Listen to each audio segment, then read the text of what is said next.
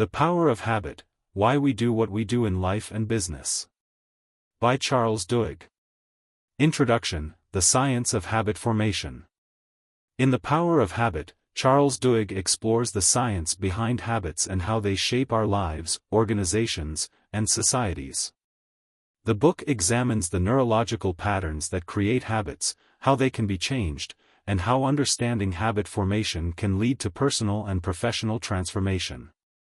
Duhigg emphasizes that habits are not destiny, rather, they are learned behaviors that can be reprogrammed with the right strategies. Through compelling stories, scientific research, and real-world applications, The Power of Habit provides a framework for understanding why we do what we do and how we can change it. Chapter 1, The Habit Loop, How Habits Work. Duhigg introduces the concept of the habit loop, which consists of three components: cue, routine, and reward. This cycle explains how habits are formed and reinforced over time. Cue, a trigger that initiates a habit.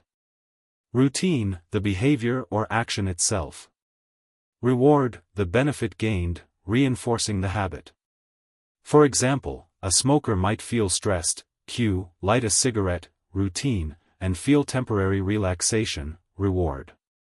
Over time, the brain associates stress with smoking, making it an automatic response. Duhigg explains that by identifying the cues and rewards associated with habits, individuals can alter their routines to create healthier behaviors.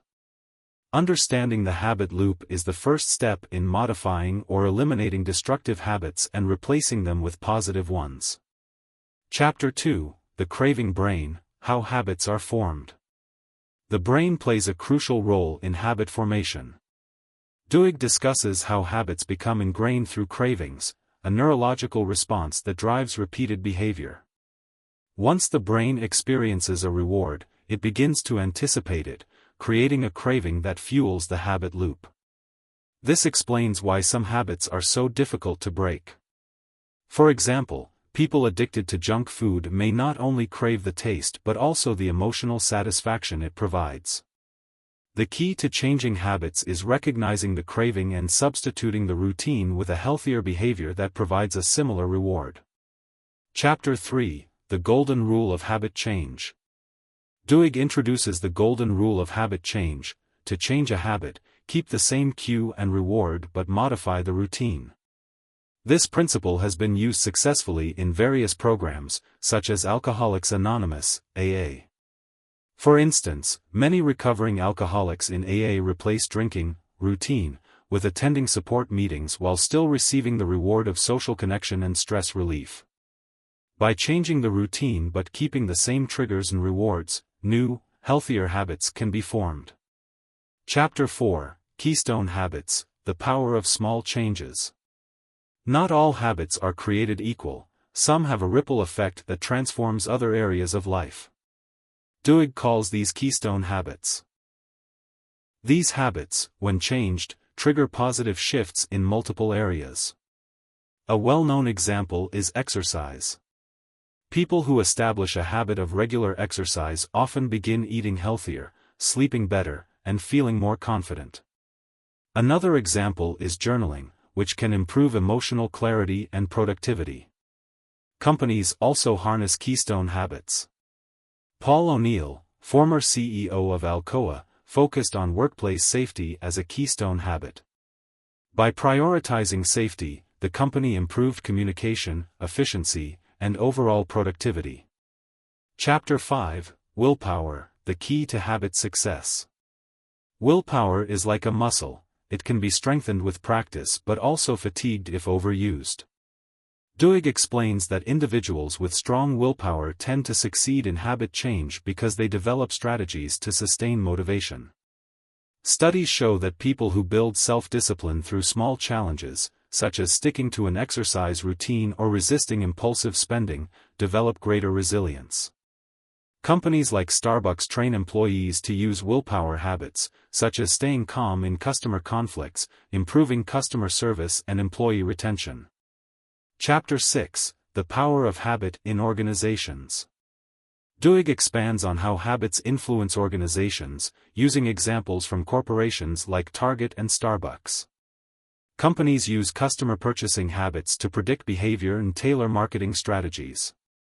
Target, for example, analyzes customer data to predict pregnancies and send relevant product recommendations before competitors do. Additionally, businesses create organizational habits or routines that drive company culture. For example, companies with structured leadership habits, such as daily check-ins or performance reviews, are more likely to be productive and successful. Chapter 7: Societal Habits: How Movements Are Built. Beyond individuals and businesses, habits shape social movements. Duhigg explores historical examples, such as the civil rights movement led by Martin Luther King Jr. and the Montgomery bus boycott.